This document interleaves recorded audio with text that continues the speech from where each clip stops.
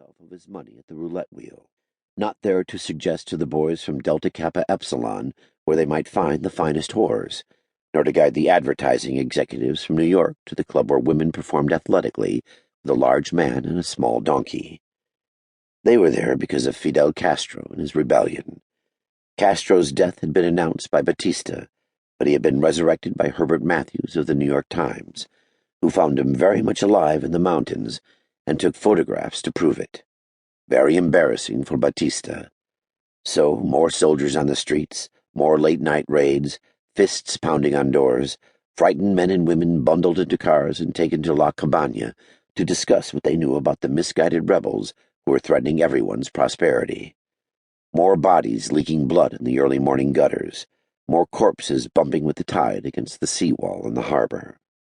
The big lobby of the Nacional was hushed and cool, the light golden and comforting under the massive beams of the ceiling. The thick walls shut out the city and the heat. The desk clerk was deferent and eager. Cassidy's bag had arrived. It had been taken to a room overlooking the sea. Would that be all right? Perhaps he preferred the other side. Some were disturbed by the sounds of the waves on the Malecon. No, he preferred the ocean side. Wonderful, anything he wanted. Any friend of Colonel Fuentes, but behind the smile and the eagerness was wariness. Who are you, friend of Colonel Fuentes? How much trouble do you bring? It was an indication of the colonel's reputation and power. The elevator was already full when Cassidy entered. American tourists in bright resort clothes, 3 elegant silver-haired women conversing in Spanish, and 2 men who got off on Cassidy's floor, men who sparked Cassidy's cop radar. They both wore cheap tropical weight suits, rayon shirts, and wide hand-painted ties. They had the hard-eyed, lumpy faces of men who had been hit more than once and would probably get hit again. They weren't tourists.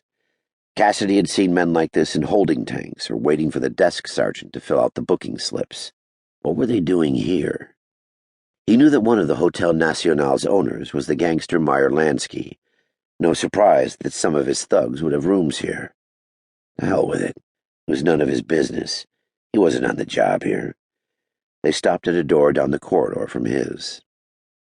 Cassidy's bag was in his room. There was a bucket of ice and a bottle of Bacardi rum and a bottle of Johnny Walker Black Label on a tray near the closet. Anything for a friend of Colonel Fuentes. He poured rum over ice and stood looking out the open window.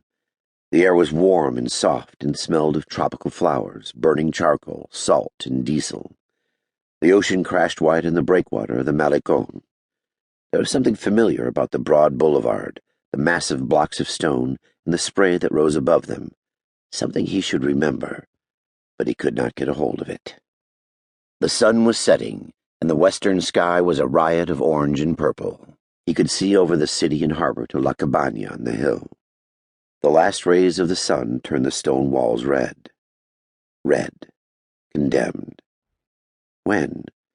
What had Lepato said? Tomorrow, the next day, who knows? No, that could not happen. He would have to think of something very smart to get her out of there. But if he could not think of something smart, he would do something anyway, wouldn't he? What had he said to the senator on the plane when he asked if Cassidy gambled? Not for money. He drank the rum and stood by the window and thought about the prison, about entrances and exit, about how far the cell block was below ground, how thick the doors were, which cell she had entered. He tried to remember how many guards and warders he had seen and whether the warders had been armed with more than wooden batons. How would he get in? How would they get out? Evening turned to night. The rum went down in the bottle. Maybe a change of position would spark something. Maybe if he lay down in the bed. Something woke him. A thump, a bang, something. He lay in the darkness and listened. Was that a scream from somewhere outside? He got up and went to the window. Cries rose from below. He opened the window wider and looked down. People milled outside the hotel. Smoke curled from one wing. A siren wailed in the distance and was joined by another and then another. He checked his watch. It was only 9 o'clock. He opened the door and went out into the corridor. Guests from other rooms were in the hall talking to each other in tense, bewildered tones. He heard the word bomb in Spanish and in English.